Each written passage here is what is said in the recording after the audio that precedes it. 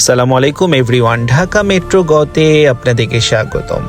2026 সাল এলিয়ন এবং প্রিমিয়র ইম্পোর্টের শেষ বছর।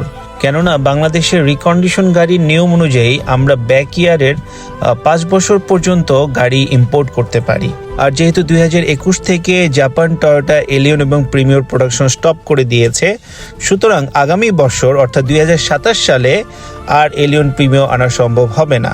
সুতরাং যে গাড়িটা বাংলাদেশের মানুষকে যুগ যুগ ধরে বিরামহীনভাবে সার্ভিস দিয়ে যাচ্ছে এবং যে গাড়িটার মেনটেনেন্স সব থেকে সহজ, তেল, মোবিল এবং পানি ঠিকঠাক মতো থাকলেই গাড়ি আপনাকে রাস্তায় কখনো ভোগাবে না, এরকম একটি গাড়ি যদি আপনি নিজের করে পেতে চান, এই মুহূর্তে এলিয়ন এবং প্রিমিয়র বিশাল একটি স্টক আমার কাছে আছে।